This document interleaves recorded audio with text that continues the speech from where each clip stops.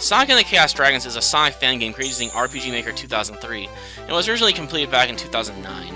The game is a mix of good ideas and bad execution, and is infamous on RPGmaker.net for being featured as a joke, and leading to some liberal use of the banhammer. In a way, the history surrounding this game might be the most interesting thing about it, unless you enjoy watching someone dissect a game like this to point out its laundry list of issues.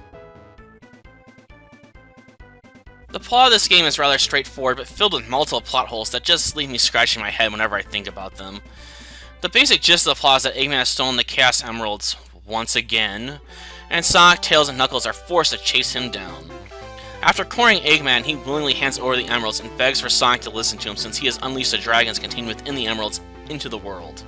While it is revealed in-game that the dragons are the source of power for the emeralds, it's also explained that the emeralds lose their powers once the dragons are released, and that this loss of power is noticeable, so why on earth would Sonic even believe the emeralds he received from Eggman were real if they didn't contain any energy and were noticeably different? To make matters worse, the game has the dragons holding on to all of the emeralds since they can't be separated from them without losing their powers. Yet Tails mentions using an emerald as a power source for his latest updates to the tornado before the dragons begin attacking Station Square.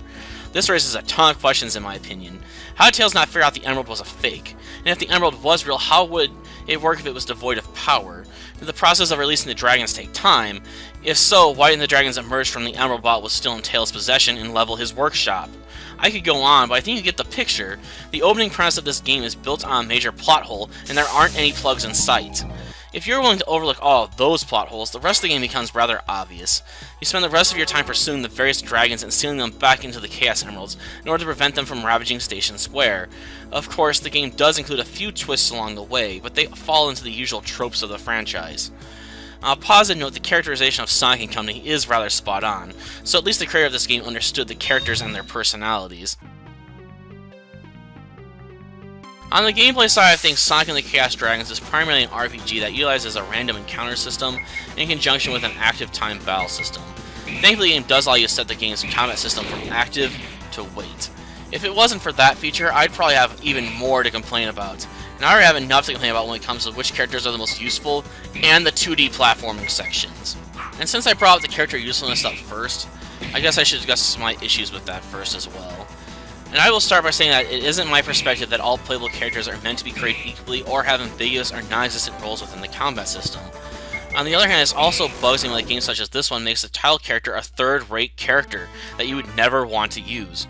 While you can easily argue that Shadow should be more useful than Sonic in a game like this, you'll have an uphill battle convincing me that Amy Rose, Sonic's #1 fangirl and self-professed girlfriend and village idiot considering she confuses every other hedgehog in existence with Sonic, is a better fighter than Sonic is. And the main reason Sonic is such a low-tier character is because the game doesn't properly balance out group attacks and single target attacks. A single target attack in this game might do around 700 points of damage, but a group attack on the same level will do around 700 damage to every enemy hit by it. Meaning group attacks in this game either do equal damage to a single target attack, or up to quadruple the damage of a single target attack, depending on how many enemies are still remaining in the encounter.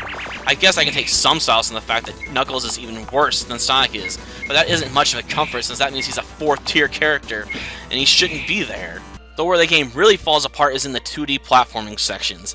While only one of these areas in the entire game is necessary to progress through in order to beat the game, it's a bugging mess that leaves the player highly frustrated and was almost enough to make me rage quit this game, which is something that rarely happens. The 2D platforming sections of this game feature unresponsive controls at times, which leads to many avoidable deaths. To make matters worse, the 2D platforming sections can also cause an assortment of glitches, which can either force the player to reset or slow down the game even after they have left the platforming section. And to make matters worse, the developer knows about at least some of these problems and didn't think to either iron out the issues or just remove the 2D platforming from the game entirely. It drags down the game and completely undermines anything that was actually good about the game. Graphically speaking, the game is a bit of a mess.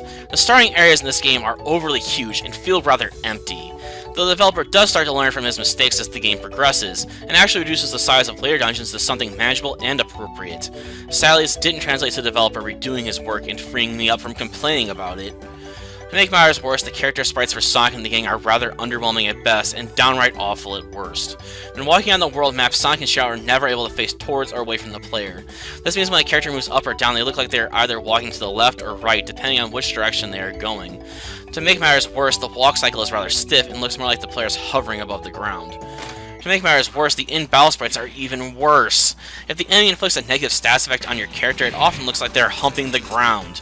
And if you win a bout, it looks like they're wigging out on drugs. The sound effects in this game are rather standard, but the game does stand out in terms of its background music, since it largely uses tracks from many of the previous Sonic games. This helps to make the game feel like a genuine Sonic game, and gives the player something nice to listen to, though I do question why the game has Sonic break the fourth wall to ask if a certain area will contain a certain background song. While Sonic and the Chaos Dragons does feature some decent boss battles, it struggles under the sheer weight of the poorly programmed 2D platforming sections.